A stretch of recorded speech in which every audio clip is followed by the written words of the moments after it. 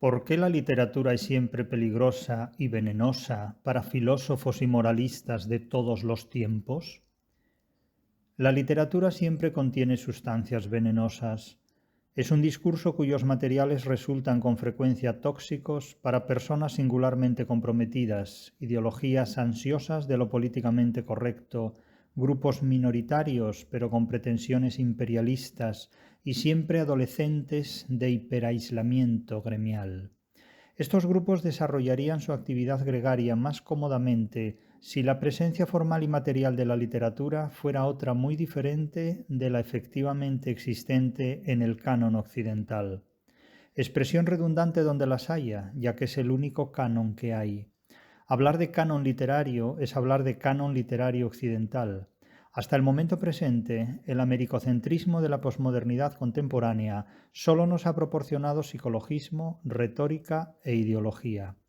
Esto es, cosquillas al canon.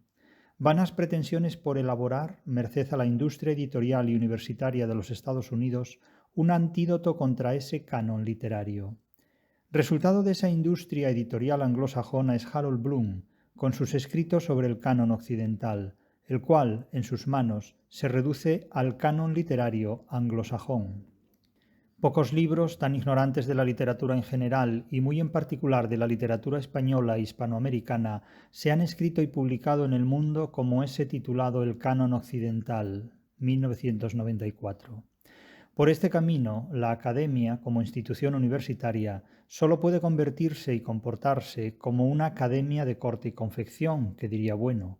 Téngase en cuenta que la universidad anglosajona y la universidad posmoderna son dos caras de la misma moneda. Bloom dispara contra sí mismo sin saberlo. Tocante a literatura y a interpretación literaria, la anglosfera es el problema y el hispanismo la solución. El resultado, sin embargo, para la Academia Norteamericana, anglosajona y posmoderna, sin duda y sin reservas, es la indumentaria propia de un trampantojo, de una farsa, algo así como un carnaval en Babel. Los escribas posmodernos aún no se han desengañado, es decir, viven en el engaño. Contra los venenos de la literatura no hay antídoto posible.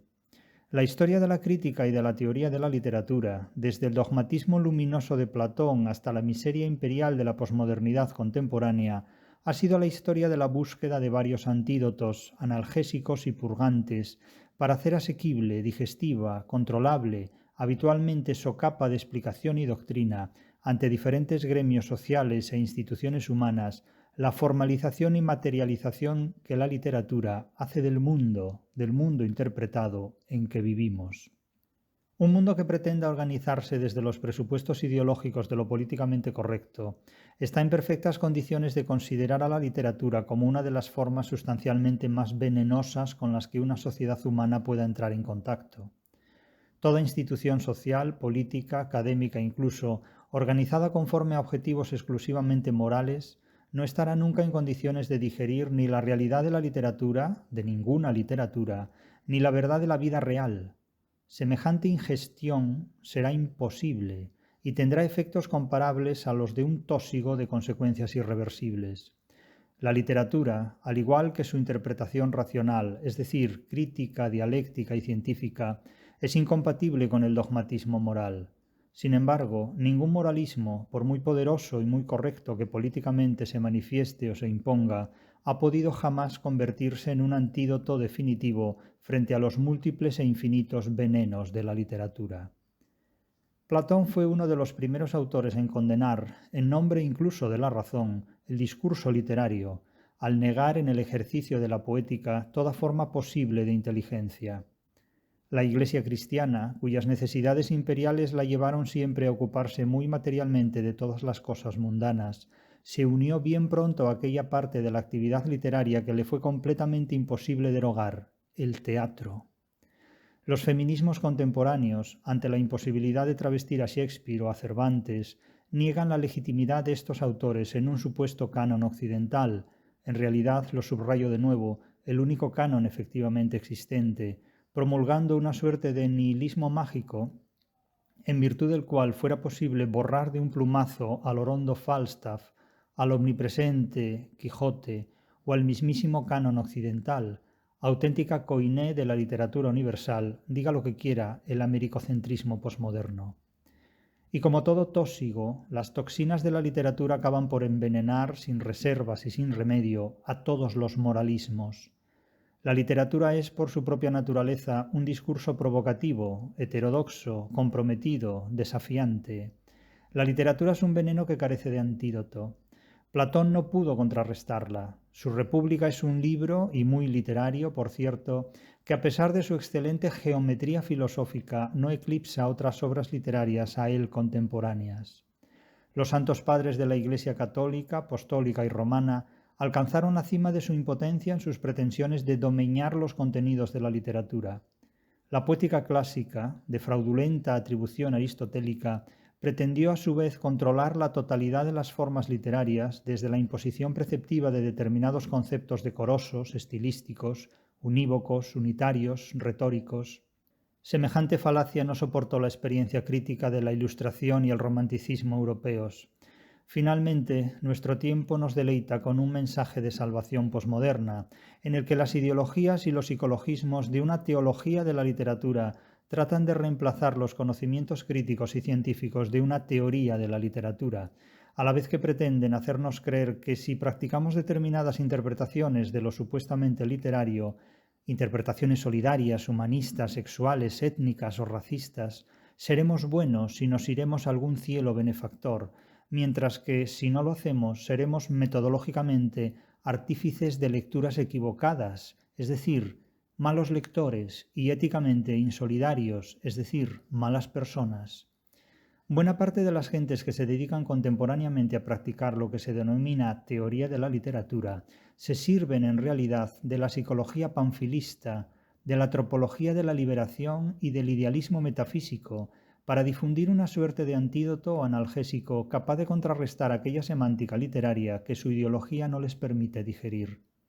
Es decir, no pueden con la literatura y construyen una moral, naturalmente gregaria y autista o aislante, que desde pretensiones imperialistas, no por casualidad usan el inglés como lengua preferente, pretende imponer a los demás una interpretación dogmática de lo que la literatura es y debe seguir siendo en la subjetividad cavernícola de sus conciencias.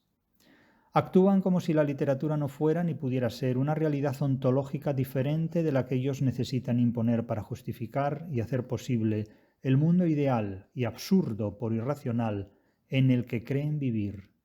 En realidad, la literatura es, para cualquier ideología, una sustancia venenosa y provocativa que ninguna forma, ninguna política, por muy correcta y edulcorante que sea, puede neutralizar de modo definitivo. Ni siquiera el idealista Hegel pudo escatimar palabras de plena actualidad para censurar el uso fraudulento y frívolo de los saberes filosóficos. Cito a Hegel. Cuando transcurre por el tranquilo cauce del sano sentido común, el filosofar natural produce, en el mejor de los casos, una retórica de verdades triviales. Y cuando se le echa en cara la insignificancia de estos resultados, nos asegura que el sentido y el contenido de ellos se hallan en su corazón y debieran hallarse también en el corazón de los demás, creyendo pronunciar algo inapelable al hablar de la inocencia del corazón, de la pureza de la conciencia y de otras cosas por el estilo, como si contra ellas no hubiera nada que objetar ni nada que exigir. Esto dice Hegel en su Fenomenología del Espíritu de 1807. La retórica, como el sofista, satisface más la curiosidad y la ociosidad que el conocimiento. La teoría literaria contemporánea, anquilosada en la retórica posmoderna, género, identidad, indigenismo, feminismo, neohistoricismo, memoria histórica, negritud, etc., palabras baúl en las que cabe todo y nombres consigna, Roland Barthes, Derrida, Foucault, Levinas, Eagleton, cuyas obras se leen acríticamente, carece de criterios que permitan definir e interpretar de forma rigurosa lo que la literatura es como idea y como concepto, es decir, como realidad formal y material. A continuación, expongo estas definiciones que, como punto de partida, son imprescindibles en toda teoría de la literatura e inexcusables en cualquier tipo de investigación literaria. ¿Cómo puede hablar de literatura alguien que no sabe explicar en términos materiales y formales lo que la literatura es?